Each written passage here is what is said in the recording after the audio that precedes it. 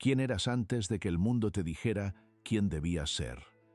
Detente un momento en esa pregunta. No la respondas todavía. Déjala flotar, como flota el polvo en el aire cuando entra la luz por una ventana que no habías abierto en mucho tiempo. Porque hay algo en esa pregunta que toca un lugar muy específico dentro de ti. Un lugar que quizás has estado evitando sin saber exactamente por qué. Vivimos rodeados de identidades prestadas.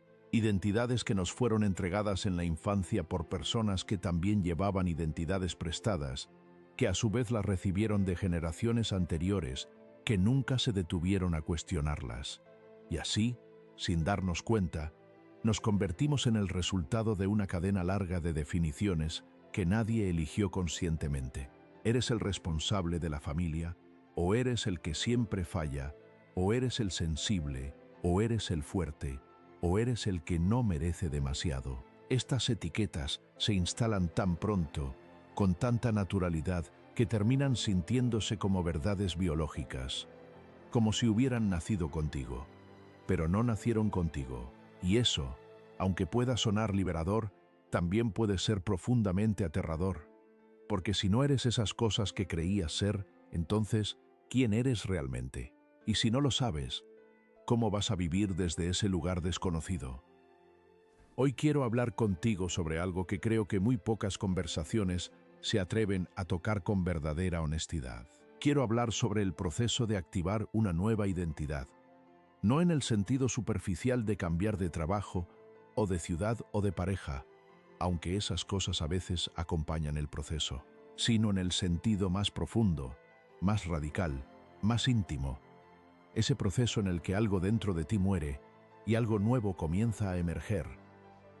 Ese proceso que Jung llamó individuación y que yo prefiero describir como el camino de volverte, por primera vez, verdaderamente tú. Hay una cosa que quiero que tengas presente desde el principio de esta conversación. La identidad nueva no se construye añadiendo cosas. No se trata de agregar hábitos, afirmaciones, rutinas o máscaras más brillantes. La nueva identidad emerge cuando empiezas a quitar, cuando empiezas a despojarte de lo que no eres. Y ese proceso de despojarse duele porque hemos invertido años, a veces décadas, en sostener esas capas como si fueran nuestra piel. Quitarlas se siente como una pérdida, como una pequeña muerte. Y en cierto modo, lo es.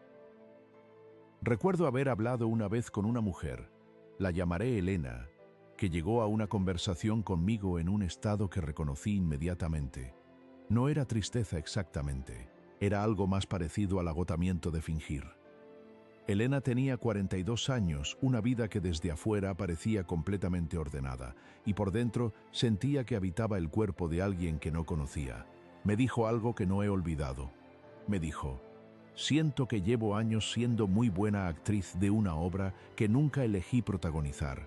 Y lo peor es que ya ni siquiera sé si hay algo debajo del personaje. Esa frase, esa imagen, me pareció una de las descripciones más honestas del problema de la identidad que he escuchado.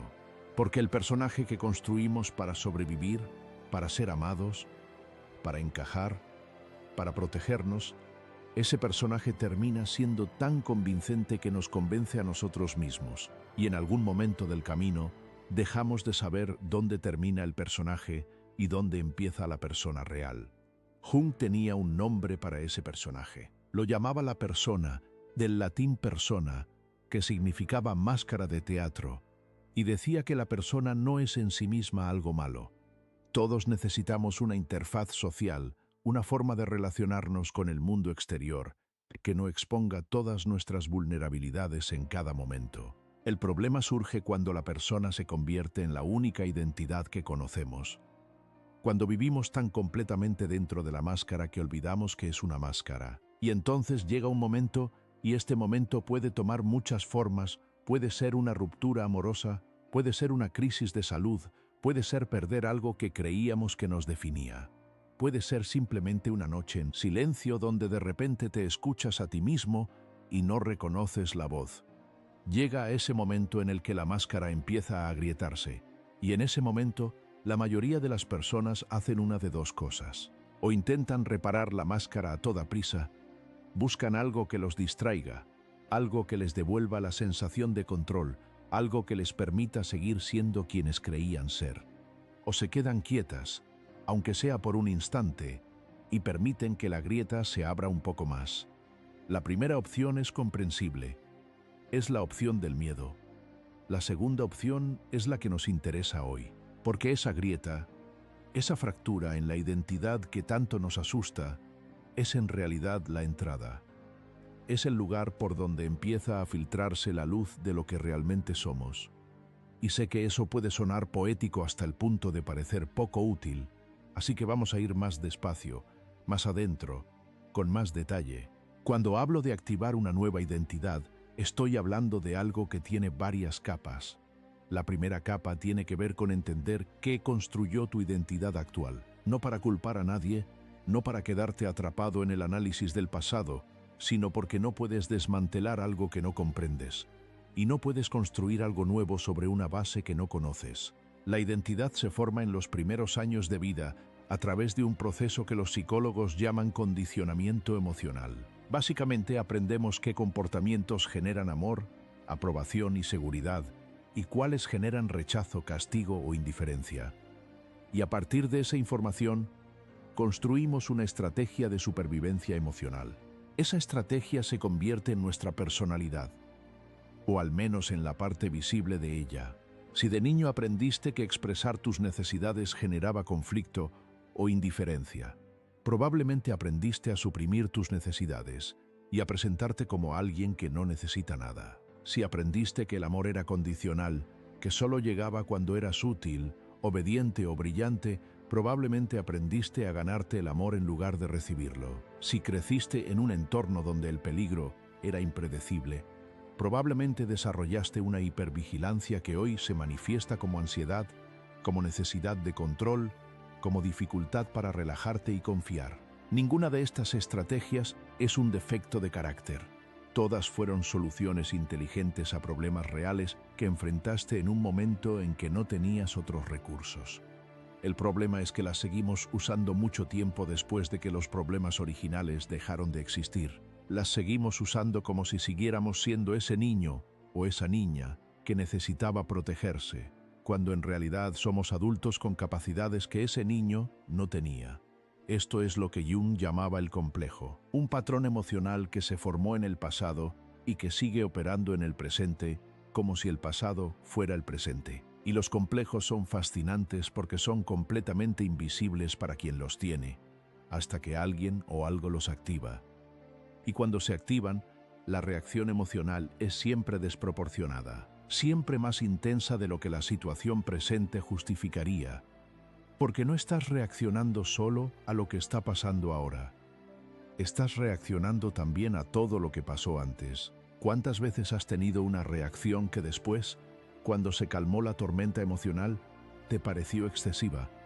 ¿Cuántas veces te has preguntado por qué algo tan pequeño te afectó tanto? Eso es un complejo activado. Eso es el pasado hablando a través del presente. Y aquí es donde empieza algo importante, porque la nueva identidad no puede activarse mientras los complejos del pasado siguen gobernando tus reacciones. No puedes ser una persona nueva si sigues respondiendo desde los patrones de la persona vieja. Y esto no es una crítica, es simplemente una observación sobre cómo funciona la psique humana. Entonces, ¿cómo se trabaja con los complejos?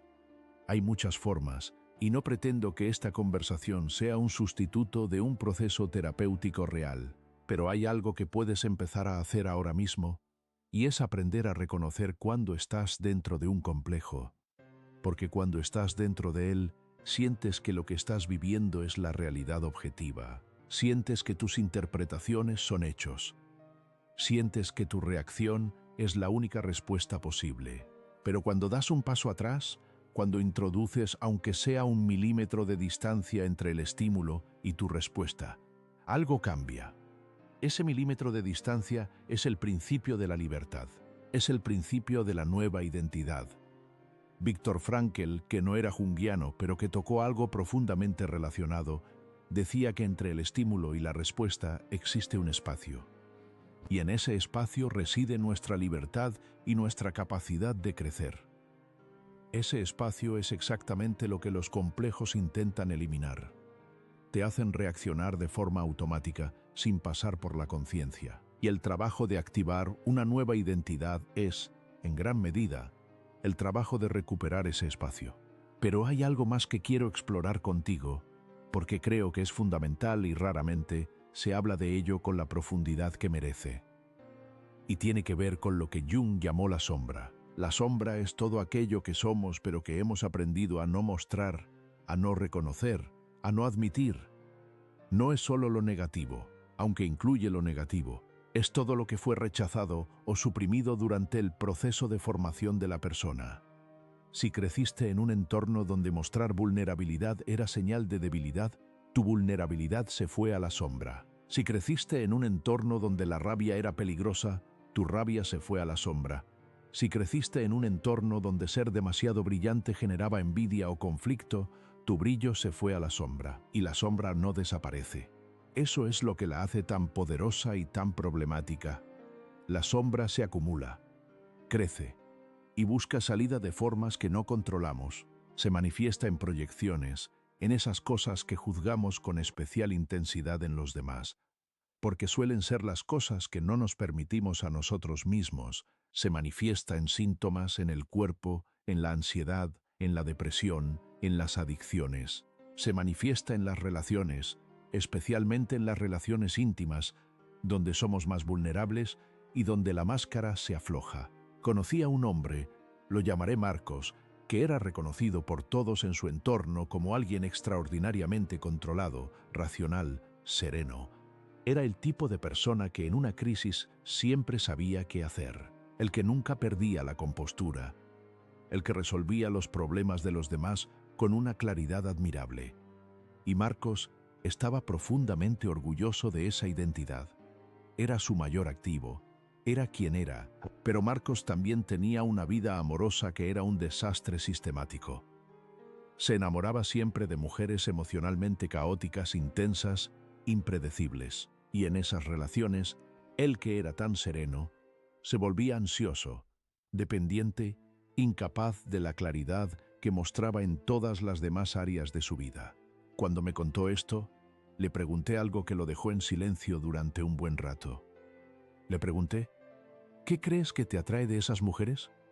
No físicamente. Emocionalmente, ¿qué tienen ellas que tú no te permites tener? Después de un silencio largo, respondió, libertad, intensidad, la capacidad de sentir sin filtro. Exactamente, Marcos había enviado toda su vida emocional a la sombra. Había construido una identidad tan sólida alrededor del control y la racionalidad que todo lo que no encajaba en esa identidad quedó sepultado, y entonces buscaba en los demás lo que no se permitía en sí mismo. Eso es lo que Jung llamaba proyección de la sombra. Y es uno de los mecanismos más comunes y más invisibles de la psique humana. ¿Y por qué te cuento esto en el contexto de activar una nueva identidad? Porque la nueva identidad no puede ser simplemente una versión mejorada de la persona que ya eres. La nueva identidad tiene que incluir lo que has estado dejando fuera. Tiene que integrar la sombra, tiene que hacer espacio para las partes de ti que fueron rechazadas, suprimidas, avergonzadas.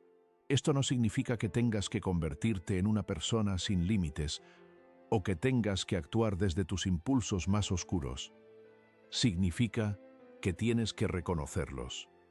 Tienes que sentarlos a la mesa de tu conciencia. Tienes que preguntarles qué necesitan, porque mientras los ignoras, ellos te gobiernan. Y cuando los reconoces, cuando los integras, cuando les das un lugar consciente en tu vida, dejan de tener ese poder compulsivo sobre ti. Esta es una de las paradojas más hermosas y más difíciles del crecimiento psicológico, que lo que más tememos en nosotros mismos, lo que más nos avergüenza, lo que más ocultamos, suele contener exactamente la energía que necesitamos para vivir de forma más plena y auténtica. La rabia que suprimiste contiene fuerza y límites necesarios. La vulnerabilidad que escondiste contiene la capacidad de conexión real. El deseo que reprimiste contiene vitalidad y dirección. La ambición que sofocaste contiene propósito. No se trata de liberar el caos, Se trata de integrar la energía que estaba atrapada en él. Hay un momento en el proceso de activar una nueva identidad que creo que es el más difícil, y quiero hablarlo contigo con honestidad. Es el momento en que tienes que soltar la narrativa del pasado. Y no me refiero a olvidar lo que pasó. Me refiero a algo más sutil y más profundo. Me refiero a dejar de construir tu identidad presente sobre la historia de lo que te ocurrió. Porque hay una diferencia fundamental entre tener un pasado y ser tu pasado. Todos tenemos un pasado. Todos hemos vivido cosas que nos formaron, que nos hirieron, que nos cambiaron. Eso es inevitable y es parte de lo que nos hace humanos. Pero hay personas que viven desde su pasado como si fuera el presente, que organizan toda su experiencia actual a través del filtro de lo que ocurrió antes, que se definen a sí mismas por sus heridas, por sus pérdidas, por sus fracasos, por lo que no recibieron. Y entiendo por qué sucede eso. Porque en algún momento esa narrativa del pasado fue necesaria. Fue la forma en que le diste sentido a algo que no tenía sentido. Fue la forma en que te protegiste de repetir el dolor. Fue la forma en que te explicaste a ti mismo por qué las cosas salieron como salieron. Pero cuando esa narrativa se convierte en tu identidad central, cuando el sufrimiento pasado se convierte en la historia que defines como tú mismo, algo muy importante queda bloqueado. Queda bloqueado el acceso a quien podría ser. Queda bloqueada la posibilidad de un presente diferente. Porque si tu identidad está construida sobre el dolor del pasado, inconscientemente necesitas que el presente confirme ese dolor. Necesitas que la historia siga siendo verdad. Y eso significa que, sin darte cuenta, saboteas las oportunidades de cambio, alejas lo que podría ser diferente y atraes lo que confirma lo que ya conoces. Esto no es una acusación, es una observación sobre cómo funciona la psique. La psique busca coherencia, busca que la experiencia externa confirme la narrativa interna. Y si la narrativa interna dice soy alguien que no merece amor pleno, la psique hará todo lo posible para que eso sea verdad en el mundo exterior. Entonces, ¿cómo sueltas la narrativa del pasado sin negar lo que viviste? ¿Cómo honras tu historia sin quedar atrapado en ella? Creo que empieza con un cambio muy específico en la forma en que te relacionas con tu propia historia. En lugar de preguntarte ¿por qué me pasó esto?, que es una pregunta que suele llevar al análisis circular sin salida, empieza a preguntarte ¿qué me enseñó esto que no podría haber aprendido de otra manera? No como un ejercicio de positivismo forzado, no como una forma de minimizar el dolor, sino como una forma genuina de extraer el significado que está latente en cada experiencia difícil. Jung hablaba del concepto de opus, la obra, la idea de que la vida no es algo que te sucede, sino algo que estás construyendo, que incluso las partes más oscuras, las más dolorosas, las más confusas, tienen un lugar en la obra total. No porque el sufrimiento sea bueno en sí mismo, sino porque la forma en que lo integramos, la forma en que lo transformamos en comprensión, en sabiduría, en compasión, eso sí tiene valor. Ese proceso sí nos cambia. Y cuando empiezas a relacionarte con tu pasado desde ese lugar, algo se mueve. La historia no cambia, pero tu relación con ella sí. Y cuando tu relación con tu historia cambia, tu identidad empieza a tener más espacio. Empieza a ser algo más que la suma de tus heridas. Quiero hablar ahora de algo que está profundamente relacionado con la identidad y que creo que es uno de los temas más malentendidos en las conversaciones sobre crecimiento personal. Quiero hablar de la energía, no en un sentido esotérico ni abstracto, sino en un sentido psicológico muy concreto. La energía que irradias, la forma en que te percibes a ti mismo, la calidad de presencia que llevas a cada interacción, todo eso es una expresión directa de tu identidad interna. Y esto es especialmente relevante en el contexto de las relaciones, porque una de las cosas que más cambia cuando activamos una nueva identidad es la forma en que nos relacionamos con los demás. Cambia lo que atraemos, cambia lo que toleramos, cambia lo que ofrecemos. Hay algo que he observado repetidamente, tanto en conversaciones con personas en procesos de transformación como en mi propia experiencia, y es esto. Cuando alguien está en el proceso de construir una nueva identidad, Cuando está en ese espacio intermedio entre quien era y quien está llegando a ser, hay una especie de magnetismo diferente que empieza a emerger. No es el magnetismo de la perfección o del éxito. Es el magnetismo de la autenticidad, de alguien que está siendo honesto consigo mismo, de alguien que ha dejado de actuar. Y ese magnetismo es irresistible para las personas que también están buscando algo real, porque en un mundo lleno de máscaras, la autenticidad brilla. No porque sea glamorosa, sino porque es escasa. Pero también hay algo que sucede en el proceso de transformación que es importante nombrar, porque puede ser confuso y a veces doloroso. Cuando empiezas a cambiar genuinamente, cuando tu identidad empieza a moverse, las personas de tu entorno que estaban acostumbradas a la versión anterior de ti pueden reaccionar de formas inesperadas. Algunos se sentirán amenazados. Algunos intentarán jalarte de vuelta a quien eras, no necesariamente con mala intención, sino porque tu cambio les confronta con su propia inmovilidad. Algunos simplemente se irán, porque la relación estaba construida sobre una dinámica que ya no existe. Y esto puede sentirse como pérdida, puede sentirse como traición, puede hacer que te preguntes si el cambio vale la pena. Pero lo que realmente está sucediendo es una reorganización natural.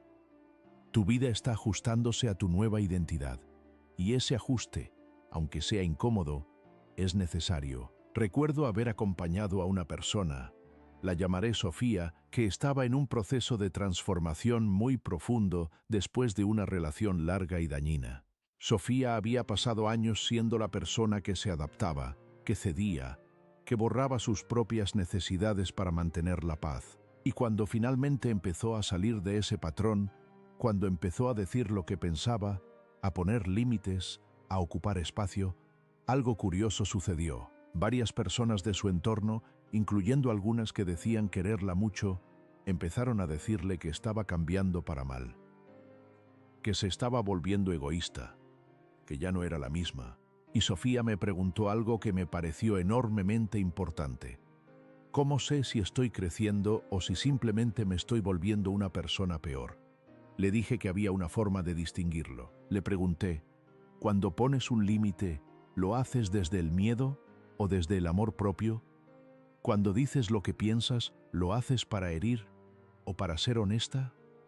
Cuando ocupas espacio, ¿lo haces a expensas de los demás o simplemente dejando de hacerte pequeña?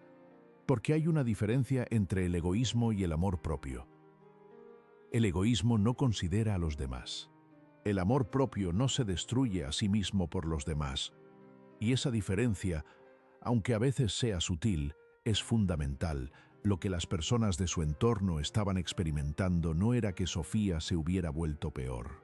Era que ya no podían relacionarse con ella desde la misma dinámica de poder. Y eso los incomodaba. Y esa incomodidad la proyectaban sobre ella como si fuera un defecto de ella. Este es uno de los momentos más críticos del proceso de activar una nueva identidad. El momento en que el mundo exterior intenta convencerte de que vuelvas a ser quien eras. Y en ese momento, necesitas algo que Chung llamaba el eje del yo. Una conexión sólida con tu propio centro. Una capacidad de observar las presiones externas sin ser barrido por ellas. ¿Y cómo se desarrolla ese eje? Se desarrolla a través de la práctica sostenida de la autoobservación, de aprender a notar tus propias reacciones sin juzgarlas inmediatamente, de aprender a distinguir entre lo que sientes y lo que eres, de aprender a habitar el silencio sin llenarlo compulsivamente de actividad o de distracción. Se desarrolla también a través de lo que yo llamaría actos de coherencia, pequeñas acciones cotidianas en las que haces lo que dijiste que harías, en las que honras tus propios valores, aunque nadie te esté mirando, en las que te tratas a ti mismo con el mismo respeto que esperarías de los demás, porque la identidad no es solo lo que piensas de ti mismo.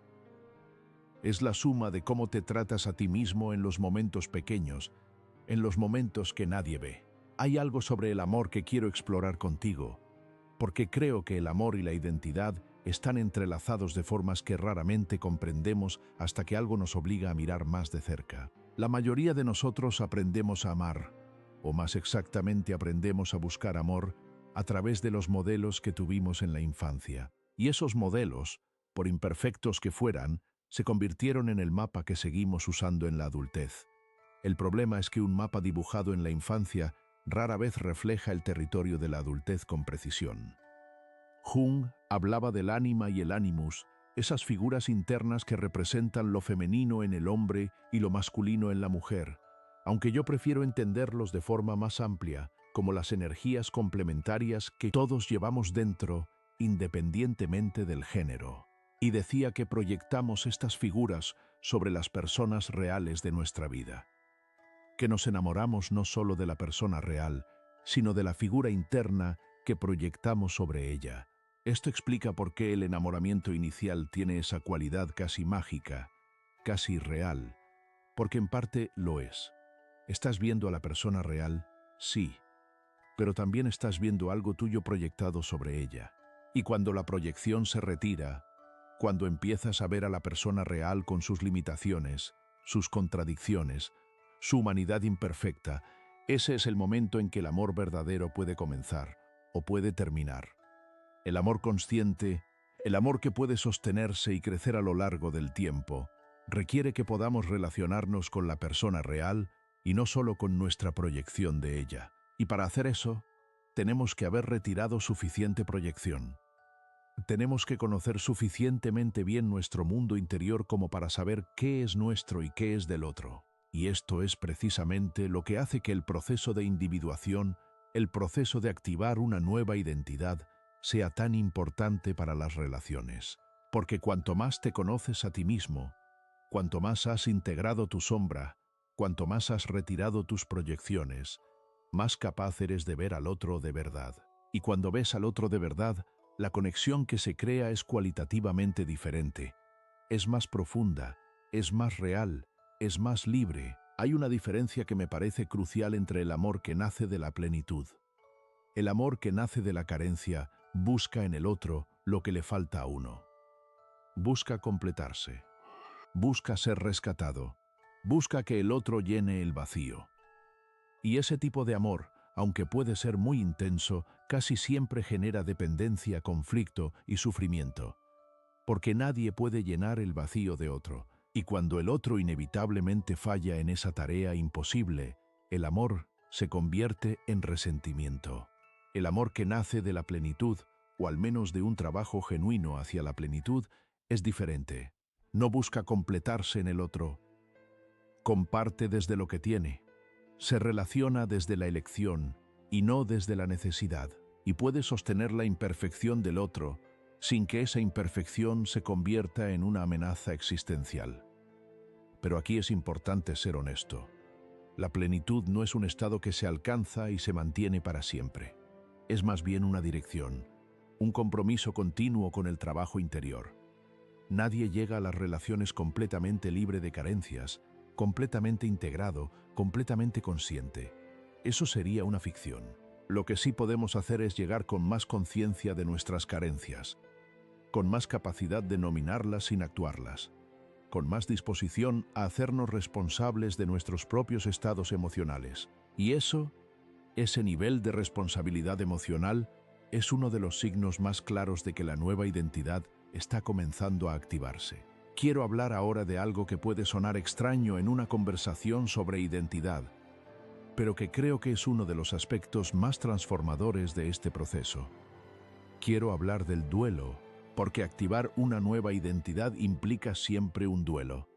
Un duelo por quien eras, un duelo por las relaciones que no pueden sostenerse en tu nueva versión, un duelo por las ilusiones que tenías sobre ti mismo o sobre los demás. Un duelo por el tiempo que pasaste siendo alguien que no eras del todo. Y el duelo es incómodo porque nos han enseñado que el duelo es solo para las pérdidas externas, para la muerte de alguien querido, para el fin de una relación, para la pérdida de un trabajo.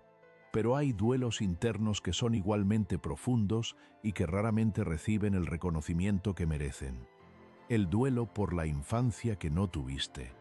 El duelo por el amor que no recibiste cuando más lo necesitabas. El duelo por las versiones de ti mismo que tuviste que abandonar para sobrevivir. El duelo por las relaciones que creías que eran de una manera y resultaron ser de otra.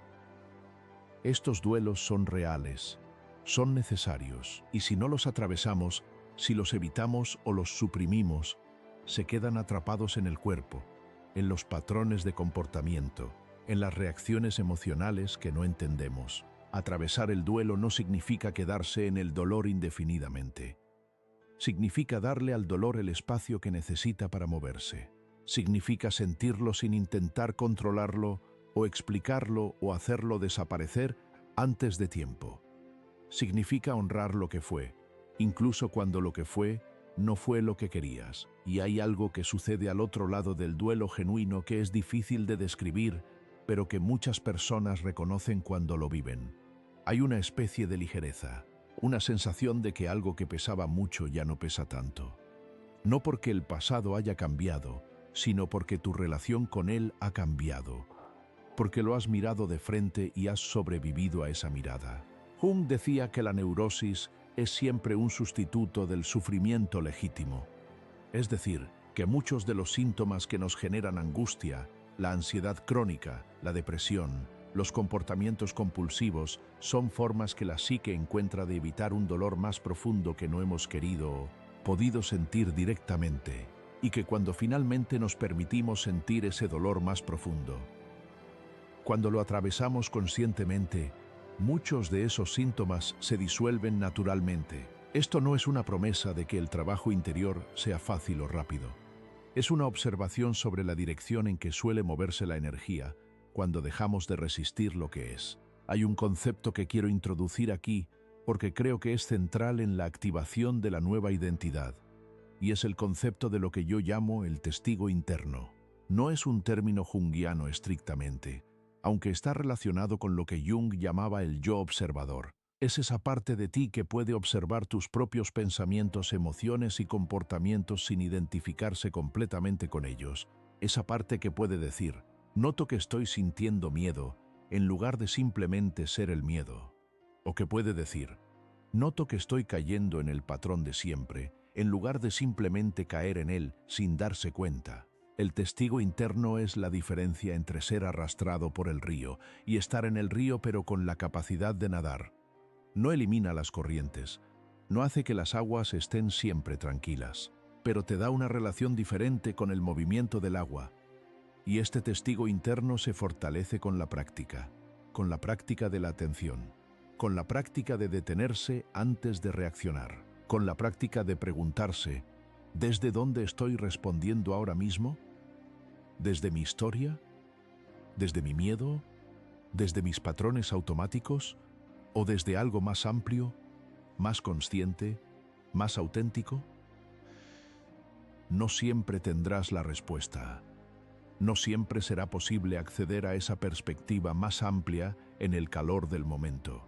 Pero cuanto más la practicas en los momentos tranquilos, más disponible está en los momentos difíciles. Quiero hablar de la autenticidad, porque creo que es una palabra que se usa mucho y se entiende poco. Ser auténtico no significa decir todo lo que piensas en todo momento. No significa actuar desde todos tus impulsos sin filtro. No significa rechazar las convenciones sociales o vivir en un estado de rebelión permanente. Ser auténtico significa, en su sentido más profundo, estar en contacto con lo que realmente sientes, lo que realmente valoras, lo que realmente necesitas y actuar desde ese lugar con la mayor coherencia posible, dentro de los límites que el respeto por los demás y por ti mismo impone. La autenticidad tiene una textura particular. Se siente como estar en casa en tu propio cuerpo, como no tener que hacer un esfuerzo para ser quien eres, como que las palabras que dices y las acciones que realizas y la sensación interna que tienes están alineadas, y esa alineación, cuando la experimentas aunque sea por momentos, es una de las sensaciones más poderosas que existen. Y la nueva identidad que estamos hablando de activar es, en esencia, una identidad más auténtica. Una identidad que está construida desde adentro hacia afuera, en lugar de desde afuera hacia adentro. Una identidad que no depende de la aprobación externa para sostenerse. Una identidad que puede coexistir con la incertidumbre, con el cambio, con la imperfección, sin derrumbarse. Esto no significa que la nueva identidad sea estática. De hecho, Una de las características de una identidad psicológicamente madura es precisamente su fluidez, su capacidad de evolucionar sin perder el hilo central de quién eres, como un árbol que crece y cambia con las estaciones, pero cuyas raíces permanecen. Las raíces, eso es lo que construimos cuando hacemos este trabajo. No una identidad rígida e inamovible, sino raíces. Una conexión con algo en nosotros que es más estable que las circunstancias externas, más profundo que los estados emocionales pasajeros, más real que las etiquetas que otros nos ponen. Déjame contarte algo que me ocurrió hace algunos años, en un periodo de mi propia vida que fue particularmente difícil.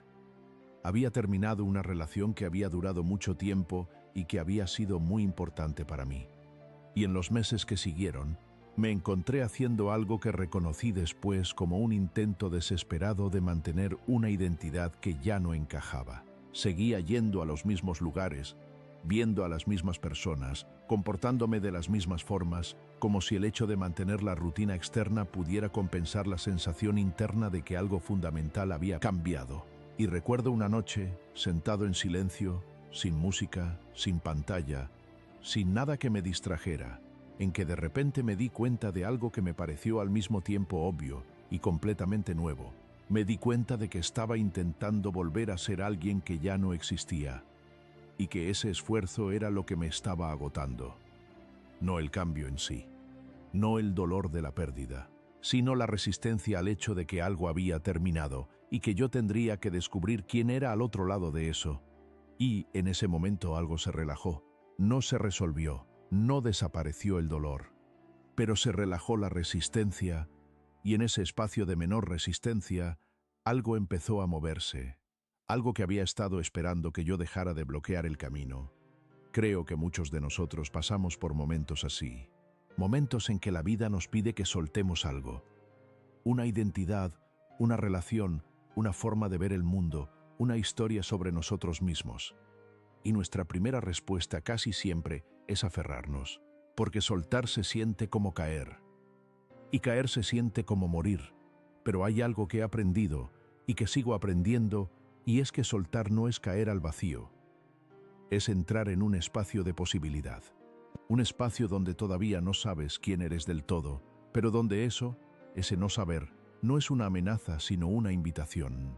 La tolerancia a la incertidumbre es una de las habilidades más importantes que podemos desarrollar en el proceso de activar una nueva identidad.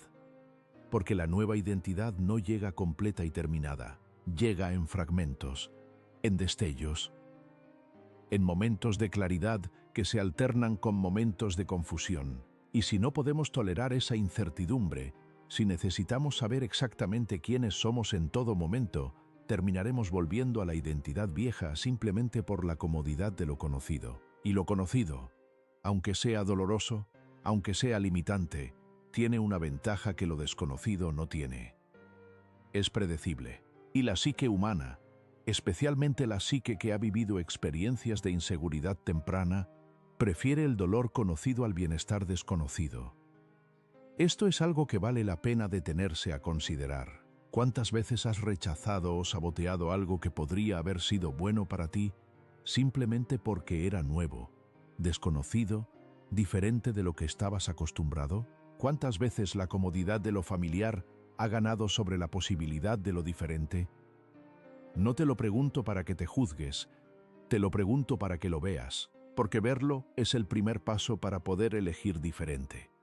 Hay un aspecto del proceso de activar una nueva identidad que quiero explorar con especial cuidado, porque creo que es donde muchas personas se quedan atascadas. Es el aspecto de la acción, de la encarnación, de la nueva identidad no como concepto sino como práctica viva, porque es posible tener una comprensión intelectual muy sofisticada de todo lo que hemos hablado hasta ahora. Puedes entender los complejos, puedes entender las proyecciones, puedes entender el proceso de individuación y seguir viviendo exactamente igual que antes, porque el conocimiento intelectual, aunque es necesario, no es suficiente. La transformación real requiere que el cuerpo se involucre, que el comportamiento cambie, que las elecciones cotidianas reflejen la nueva identidad que estás construyendo. Jung decía que la psique no cambia a través de la comprensión intelectual sola, cambia a través de la experiencia, a través de vivir las cosas de otra manera, a través de actuar desde el nuevo lugar, aunque todavía no se sienta completamente natural. Y aquí es donde muchas personas se confunden. Esperan sentirse completamente diferentes antes de actuar diferente. Esperan que la nueva identidad llegue como una revelación y que desde ese momento todo sea distinto. Pero no funciona así. La nueva identidad se construye actuando desde ella antes de sentirla completamente. Es un acto de fe en la dirección que has elegido. ¿Qué significa esto en la práctica? Significa que si estás construyendo una identidad de alguien que se respeta a sí mismo, empieza a actuar desde ese respeto ahora, aunque todavía haya momentos en que no te sientas digno de ese respeto. Significa que si estás construyendo una identidad de alguien que puede confiar en sus propias percepciones, empieza a confiar en ellas ahora, aunque todavía haya una voz interna que las cuestione. Significa que si estás construyendo una identidad de alguien que puede poner límites, empieza a ponerlos ahora, aunque todavía sientas culpa o miedo al hacerlo. No estoy diciendo que ignores tus emociones. Estoy diciendo que no las dejes ser los únicos árbitros de tus acciones. Que puedas sentir el miedo y actuar desde tu valor. Que puedas sentir la inseguridad y actuar desde tu intención. Esto es lo que los psicólogos llaman tolerancia al malestar.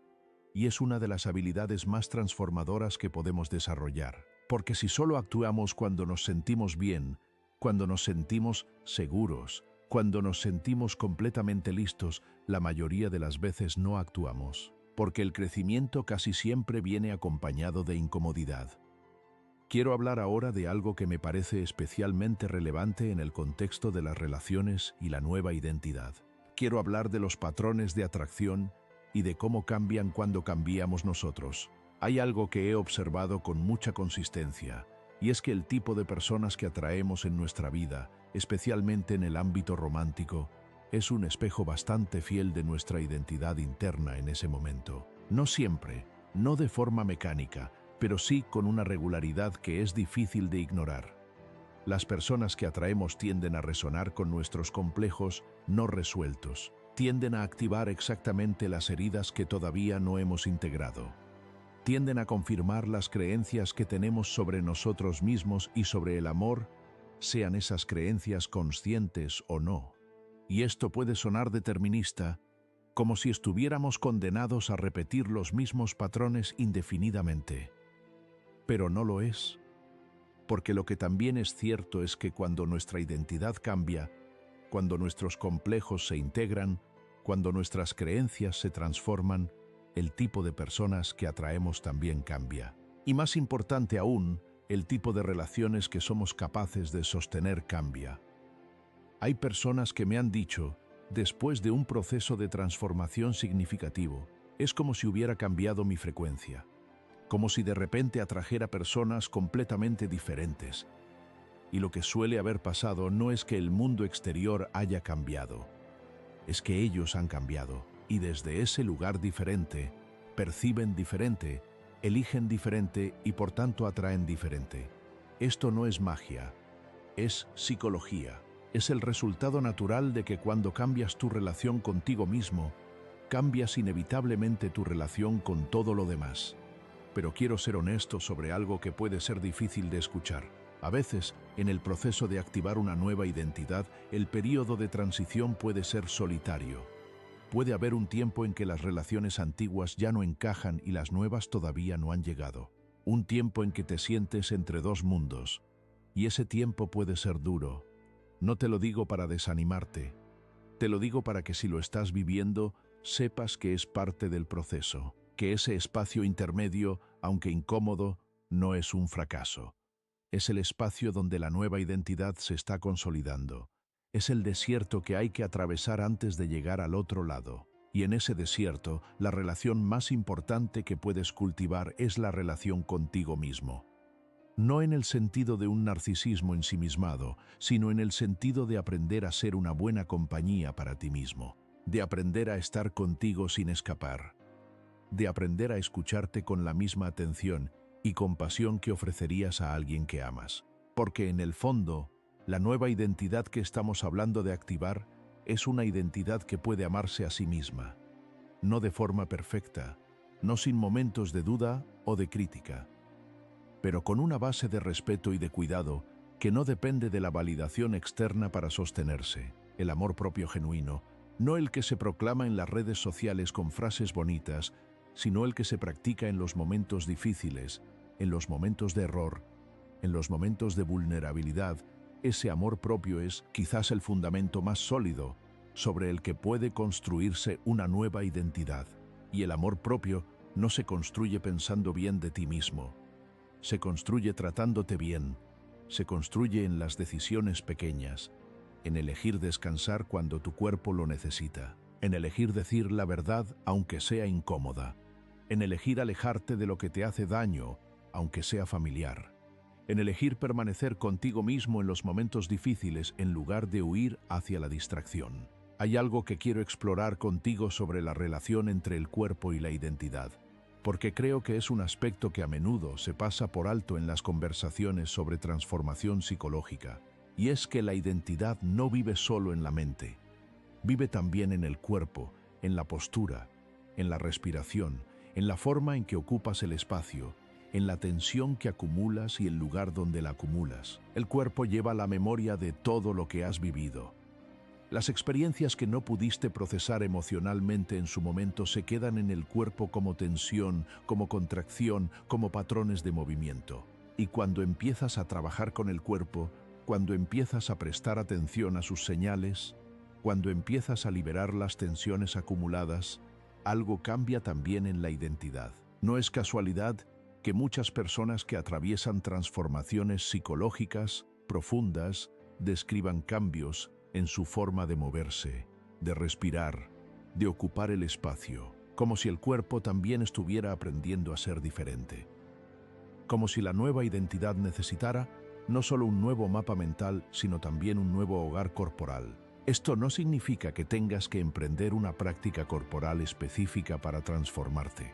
Aunque si sientes que tu cuerpo lleva mucho tiempo en tensión, algo como el movimiento consciente, la respiración profunda, o simplemente el hábito de hacer pausas y sentir qué está pasando en tu cuerpo, puede ser enormemente valioso.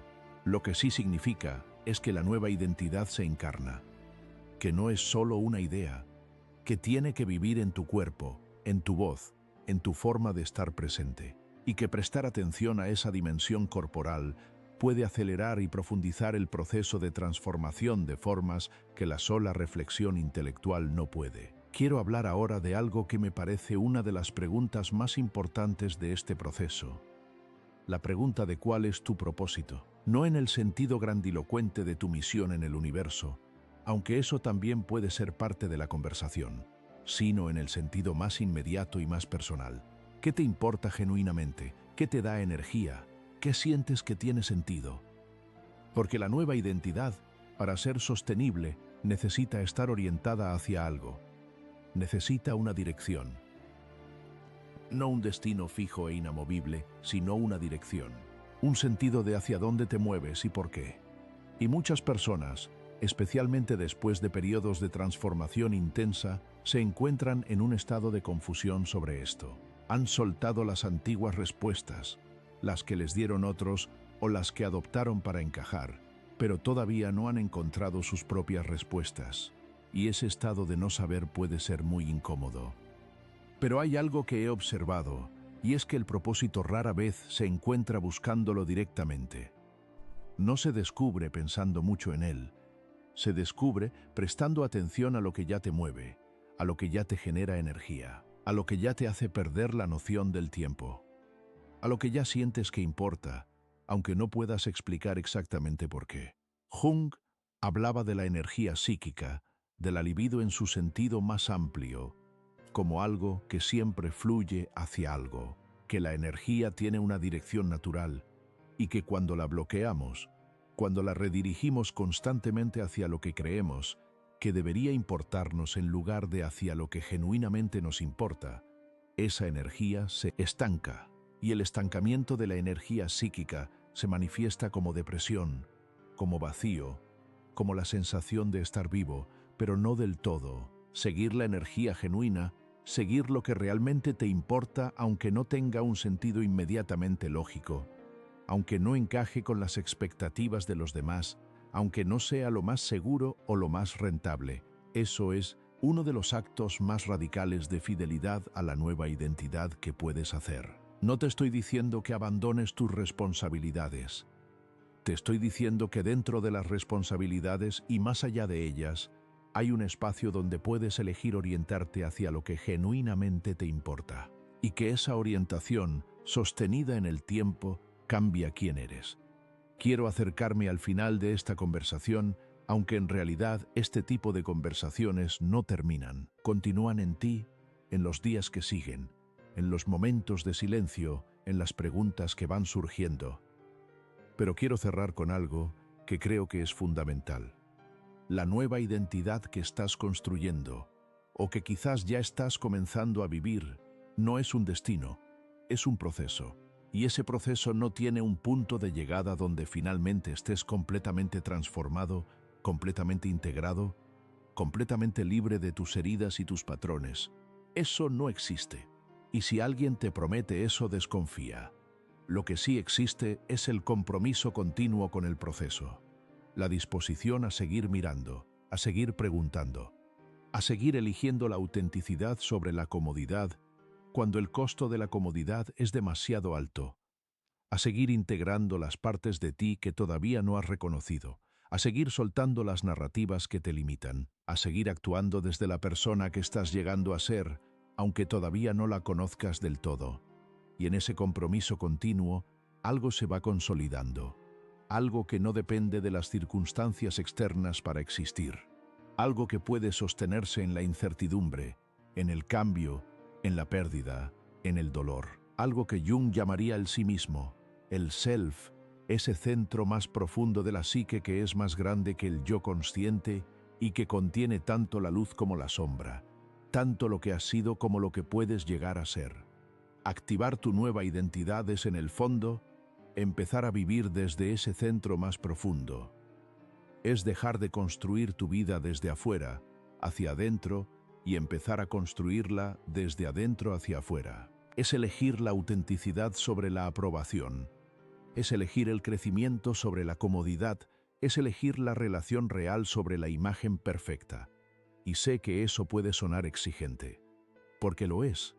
No es un camino fácil, pero es el único camino que conduce a una vida que genuinamente se siente tuya. Antes de que esta conversación se cierre, quiero dejarte con algunas preguntas. No para que las respondas ahora mismo, sino para que las lleves contigo, para que las dejes trabajar en ti. ¿Qué parte de ti has estado ignorando, suprimiendo o avergonzando que quizás contiene algo valioso? ¿Qué narrativa sobre ti mismo sigues sosteniendo que ya no refleja quién estás llegando a ser? ¿Qué acto pequeño y concreto podrías hacer hoy que fuera coherente con la persona que quieres ser, aunque todavía no te sientas completamente esa persona? ¿A qué te estás aferrando que sabes, en lo más profundo, que ya no te pertenece? ¿Y qué estarías dispuesto a descubrir sobre ti mismo si dejaras de tener miedo de lo que podrías encontrar? Estas preguntas no tienen respuestas correctas.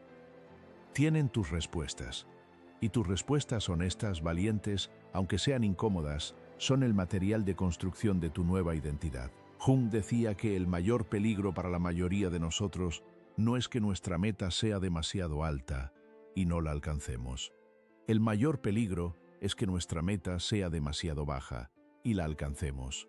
Que nos conformemos con una versión de nosotros mismos que es segura, conocida, aprobada, pero que no es verdadera. Que pasemos la vida siendo muy buenos en ser alguien que no somos del todo. No sé qué está pasando en tu vida en este momento. No sé qué te trajo a esta conversación. No sé qué heridas llevas, qué relaciones están desafiándote, qué parte de tu identidad está en proceso de transformación. Pero sí sé algo. Sé que el hecho de que estés aquí, escuchando esto, prestando atención a estas preguntas, ya es un acto de valentía. Ya es una señal de que algo en ti está listo para moverse, y ese algo, esa parte de ti que ya sabe que hay más, que ya siente que la vida puede ser más auténtica, más plena, más tuya, esa parte es la que vale la pena escuchar. Esa parte es la que merece todo tu respeto y toda tu atención. La nueva identidad no está en algún lugar afuera esperando que la encuentres. Está en ti, debajo de las capas de lo que aprendiste a ser para sobrevivir. Está en las partes de ti que todavía no te has dado permiso de conocer. Está en la dirección hacia la que algo en ti siempre ha querido moverse, aunque hayas tenido miedo de seguirla. El trabajo de activarla es el trabajo de toda una vida. No de un día, no de una semana, no de un proceso terapéutico específico, aunque todo eso puede ayudar. Es el trabajo continuo, paciente, valiente y compasivo de volverte, poco a poco, más completamente tú. Y ese trabajo, aunque a veces sea doloroso, aunque a veces parezca que no avanzas, es el trabajo más importante que puedes hacer, no solo para ti, sino para todos los que te rodean. Porque cuando te vuelves más auténticamente tú mismo, cuando vives desde un lugar más integrado y más consciente, eso irradia. Eso cambia la calidad de tus relaciones. Eso cambia lo que traes al mundo. Eso cambia, en pequeña pero real medida, el mundo mismo. Y quizás eso sea suficiente razón para comenzar, o para continuar, allí donde estés en este momento. El proceso de individuación no tiene un principio claro ni un final definido. Pero hay momentos, y quizás este sea uno de ellos para ti, en que algo se mueve, en que algo se abre, en que la distancia entre quien has sido y quien podría ser se vuelve visible de una forma que no puedes ignorar. Ese momento es un regalo, aunque se sienta como una crisis, aunque se sienta como una pérdida, aunque se sienta como el suelo moviéndose bajo tus pies. Porque en ese movimiento, en esa inestabilidad que tanto tememos, está la posibilidad de algo que no podías haber imaginado desde el lugar donde estabas antes. Y esa posibilidad, merece ser vivida. Gracias por estar aquí. Gracias por escuchar. Y sobre todo, gracias por atreverte a mirar hacia adentro, que es siempre el acto más valiente de todos.